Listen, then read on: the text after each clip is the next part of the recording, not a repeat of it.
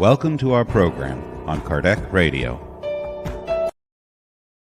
Hello, dear friends. I am Carol Correa, and we are delighted to be united again to study the very laws that govern our lives throughout the universe.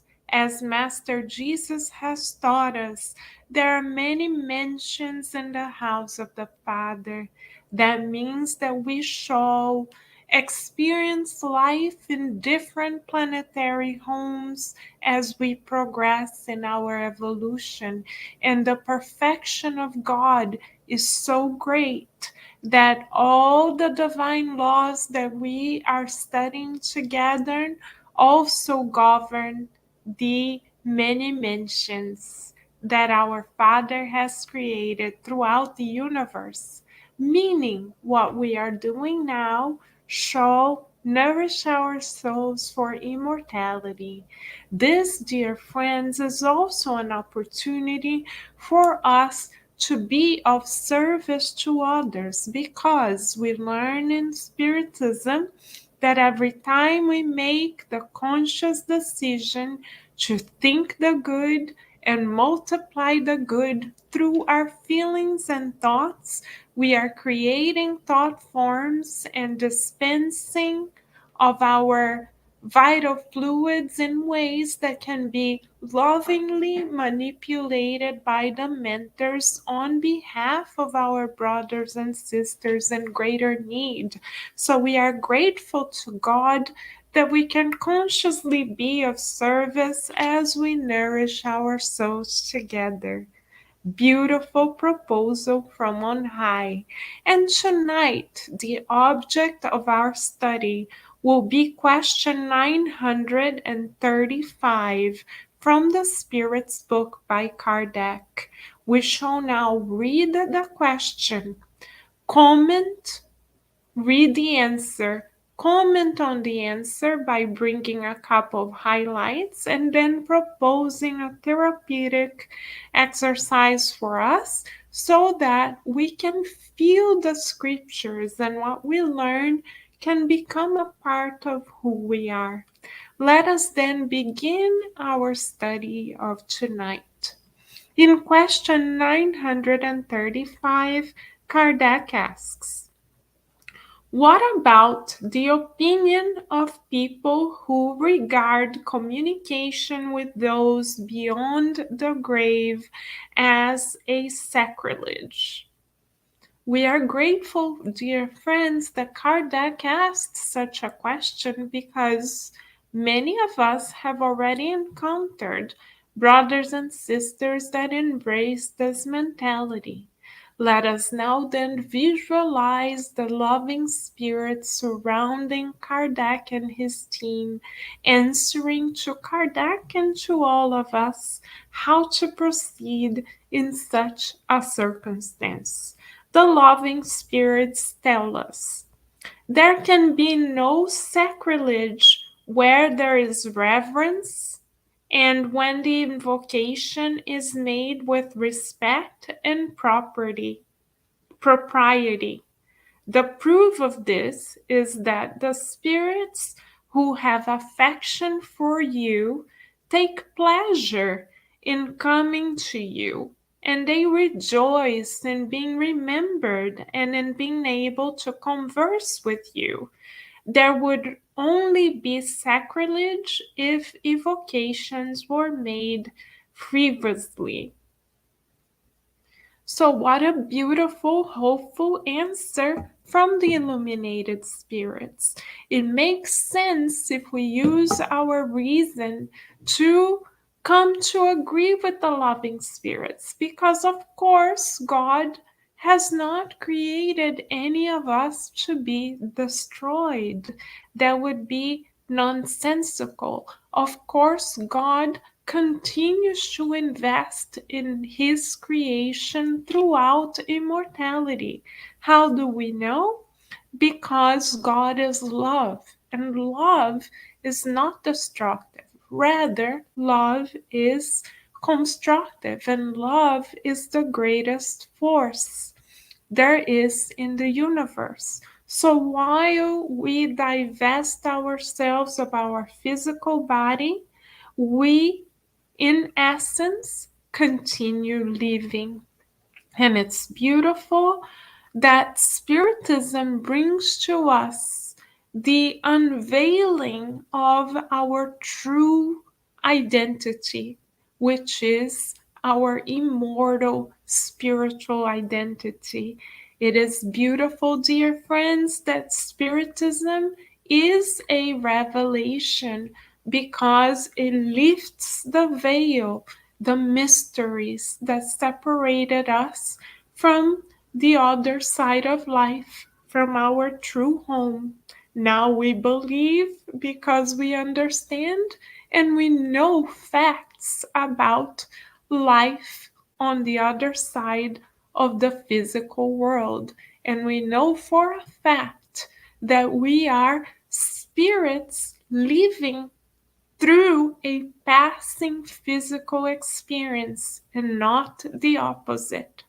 Of course, this is a paradigm that is still relatively unknown by the majority of individuals on the earth currently. We don't have to go out preaching what we believe because our beloved brothers and sisters, dear friends, have their own timing in terms of their evolution.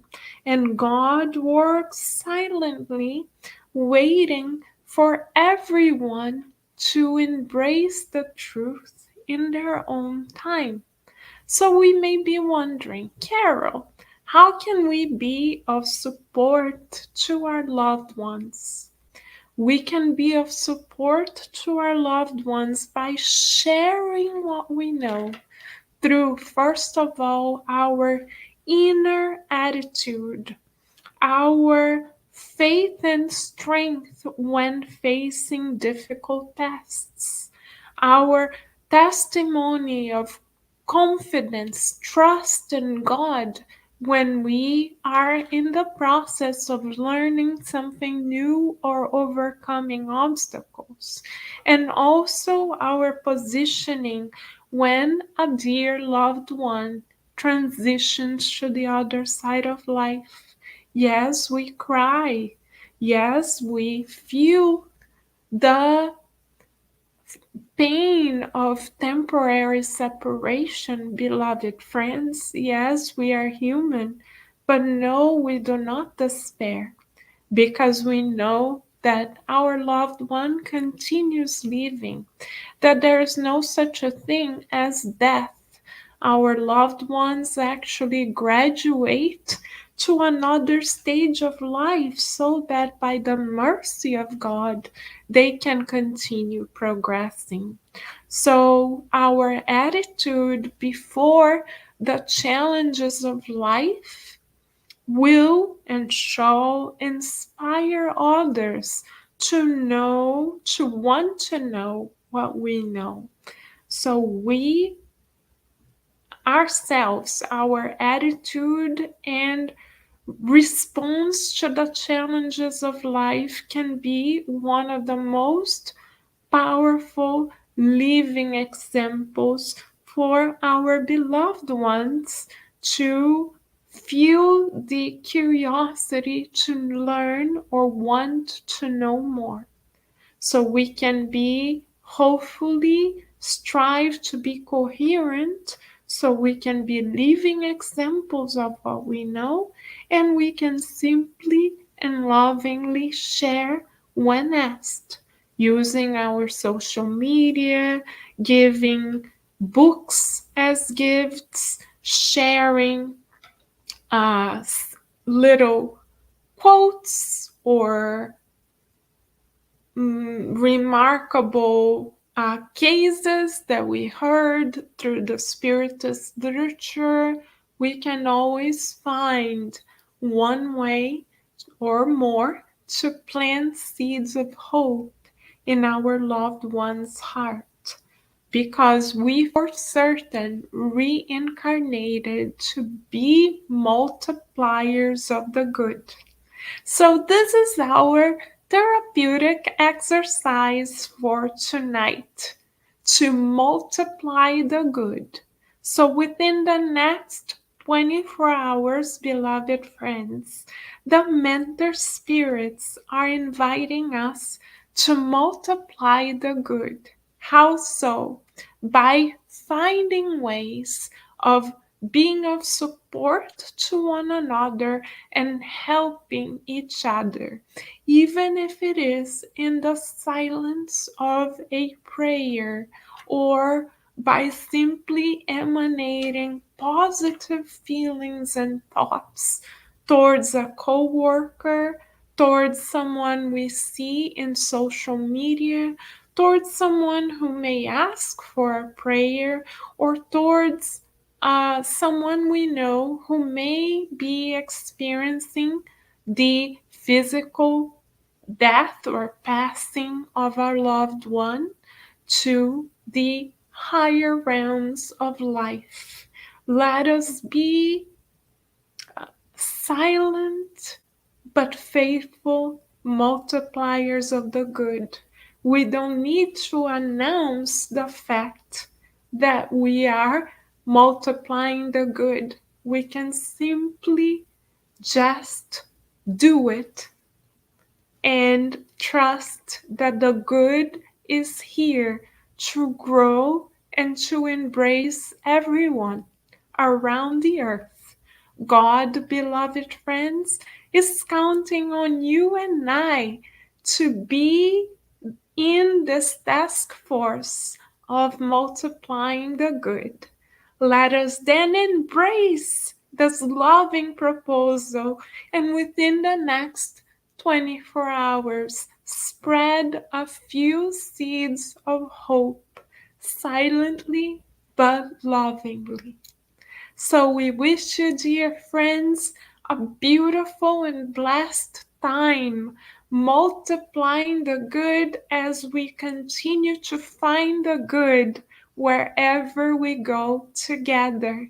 We thank God for the opportunity to be in this beautiful task force of the good. Let each day be a new opportunity for the good to go a little further in our circles of action.